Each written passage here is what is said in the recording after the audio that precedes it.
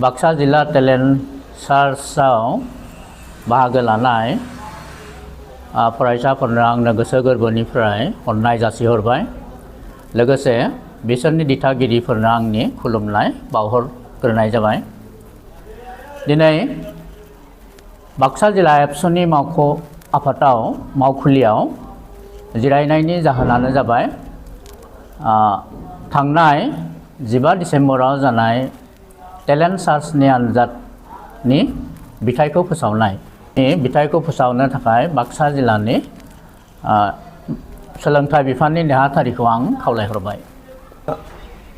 दिनै बे समाव जोंनि बाक्सा जिल्ला दुलाराय बर' फरायसा आफादनि गाहाय मावख' मुगानि आगदारि बानेश्वर बसुमतारी न'फ्लांनिफ्राय थांनाय डिसेम्बर दाननि 15 खालाराव जे टेलेन्ट सार्च बा Baksa district junior talent search examination जानानै थांदोंमोन। बेनिनो फिथाइखौ बे आनजाद खुंफुं आफादनि मासिगिरि सार खुमकुम बसुमतारी बिथाङा आंखौ फोसावनो थाखाय खावलायदों। बे लेखायै जाय फरायसाफोरा बे टेलेन्ट सार्च आनजादखौ लिरदोंमोन गासै क्लास 7आव 1348 आरो क्लास 8आव 1176 आरो क्लास 7 आरो 8 लोगो नांनानै 2524 सा फरायसाफोरा गासै मोन 25 आनजाद मिरुआव बे आनजादखौ लिरदोंमोन। दा बिनिनो फिथाइखौ दिनै बे समाव जोङो जोंनि बाक्सा जिल्ला एबसुनि गाहाय मावख'निफ्राय फोसावनो थाखाय सिगां दोङो। जे फिथाइखौ जोङो जेसेबां फरायसाफोरा आनजादखौ लिरदों बेनिफ्रायनो टप 5 सायख'नाय जादों। सिगाङाव बेखौ जोङो आनजाद खुंफुं आफादनि जोहै सावरायनानै थि खालामखानाय जादोंमोन, इन्सट्राक्सन हरखादोंमन।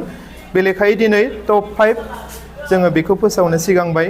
गिबियाव आङो टप 5निनो क्लास 7नि जे फरायसाफोरनि टप 5 मासि आवग्रिनो हानाय बे फरायसाफोरनि मुंखौ आङो फोसावनो सिगां दोङो।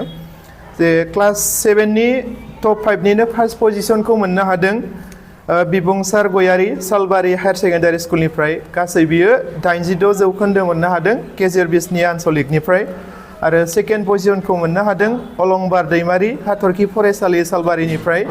बियो 80 जौखोन्दो मोननो हादों सालबारि आनसलिकनिफ्राय। आरो क्लास 7निनो थार्ड पजिशनखौ मोननो हादों जौतिस बसुमतारिया। बियो बिरगोस्रि गार्लस एमइ स्कुलनिफ्राय गासै 78 जौखोन्दो मोननो हादों बियो राबां आनसलिकनिफ्राय। आरो ब्रैथि पजिशनखौ मोननो हादों कृतिमा गयारि सिजौ एकाडेमि केशव नोगोरनिफ्राय। बियो 76 जौखोन्दो मोननो हादों सिके आनसलिकनिफ्राय। आरो बाथि पजिशनखौ मोननो हादों सानसुमि बसुमतारिया हाथरखि फरायसालि सालबारिनिफ्राय 74 जौखोन्दो मोननो हादों बियो। बिनि दख'राया रुपहि। बेनि उनाव थाखो 8नि जे टप 5 फरायसाफोरनि लिस्ट, बे लिस्टआव फैनाय बा टप 5आव मासि आवग्रिनो हानाय बा जायगा आवग्रिनो हानाय फरायसाफोरनि फारिलाइखौ आङो फरायनो थाखाय सिगां दोङो। टप 5निनो फार्स्ट पजिशनखौ मोननो हादों क्रिस्टि लाहारि हाथरखि फरायसालि सालबारिनिफ्राय। गासै 84 जौखोन्दो मोननो हादों बियो हस्तिनापुर बिजनि मौजा आनसलिकनिफ्राय। आरो नैथि पजिशनखौ मोननो हादों दिप्ति मनिराम सियारिया बाथौ आश्रम गोजौ फरायसालि मेदाखातनिफ्राय। 78 जौखोन्दो मोननो हादों दक्षिण बाक्सा आनसलिकनि बियो।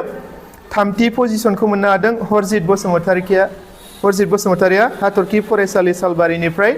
77 जौखोन्दो मोननो हादों बियो रुपहि आनसलिकनिफ्राय।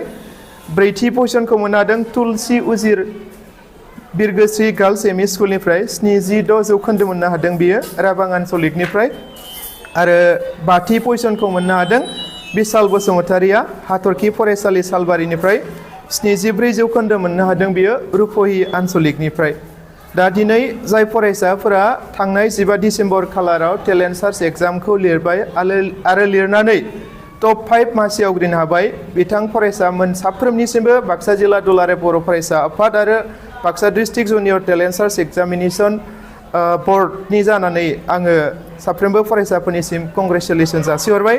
लोगोसे जाय फरायसाफोरा टप 5 जायगा आवग्रिनो हायाखिसै फंबाय बिनानाव बिथांमोननिसिमबो मोनसे खावलायनाय, दिनै हायाखै नाथाय बे हायिखौनो मोनसे एक्सपिरियेन्स हिसाबै लानानै नेक्स्ट टाइम जेन जिखि जाया एग्जामाव जेन उथ्रिसारनो थाखाय साखाफारा जायो, गोख्रों गोसो लानानै नाजायो, बेखौ साफ्रोमबो फरायसाफोरनिसिम खावलायहरनाय जाबाय। लोगोसे जोङो दिनै टेलेन्ट सार्च एग्जाम आनजादखौ खुंनानै बेनिफ्राय मोनसे एसेसमेन्ट खालामनो हादों जे माबे ओनसोलनि माबे फरायसालिनि फरायसाफोरा जे दिनैनि बादायलायनायनि जुगजों बादायलांफानो थाखाय बेसेबां सांग्रां, जोंनि फोरोंगुरुफोरा जोंनि गार्जेनफोरा जोंनि ओनसोलनि सुबुंफोरा जे फरायसाफोरखौ गोग्गो सोलोंथाइ लाखानायाव बेसेबां सांग्रां बेनि एसेसमेन्टखौ जोङो टेलेन्ट सार्च आनजाद खुंनायनि जोहै मोनथिनानै मोनबाय लोगोसे बे आनजाद खुंनायनि जोहै फरायसाफोरनियावबो मोनसे गिदिर एक्सपिरियेन्स जाबाय जे आनजाद लिरनांगौ आनजाद लिरनो गोनांबा फरायसाफोरा गियोमोन आरियोमोन नाथाय मोनसे गावनि सायाव फोथायथि बा सेल्फ कनफिडेन्स बेखौ टेलेन्ट सार्च एग्जामनि जोहै फरायसाफोरा मोनसे बारायहोनो हानाय बा सेल्फ कनफिडेन्सखौ बांहोनो हाबाय होननानै जोङो फोथायनाय दङ आरो जाय फरायसाफोरा दिनै टेलेन्ट सार्च आनजादखौ लिरनानै उथ्रिसार जानो हाबाय बै फरायसाफोरखौ जोङो 20थि बाक्सा जिल्ला दुलाराय बर' फरायसा आफादनि बोसोरसालिया जथुम्मा जायनोखि सालबारि कलेजनि फिल्डआव जानो थांगासिनो दं फैगौ 2025 मायथाइनि जानुवारि दाननि 2, 3, 4 आरो 5 खालाराव बेवहायनो बै फरायसाफोरखौ जोङो बरायनाय आरो मान बावनाय जागोन।